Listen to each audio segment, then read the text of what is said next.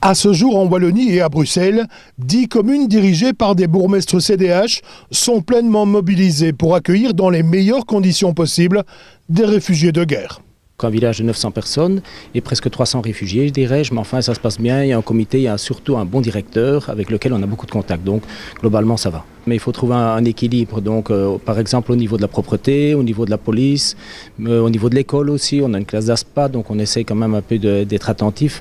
Et c'est vrai qu'il faut beaucoup de messages vers la population, il faut être très réceptif au jour le jour, je veux dire à chaque occasion il faut réagir.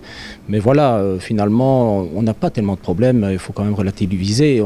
Beaucoup de personnes crient au loup, moi je regrette, c'est pas vrai, ça se passe très bien pour l'instant, cet accueil, l'intégration dans le sport, dans les écoles, ça va. Toutefois, alors qu'ils consacrent beaucoup d'énergie à relever ce défi, les bourgmestres CDH s'étonnent qu'aucune concertation n'ait encore eu lieu avec le gouvernement fédéral. Nous n'avons rien reçu comme aide, nous avons simplement su que l'hôpital de Saint-Aude allait être vendu, qu'il allait être vendu pour être loué à la Croix-Rouge et qu'on allait amener 500 réfugiés.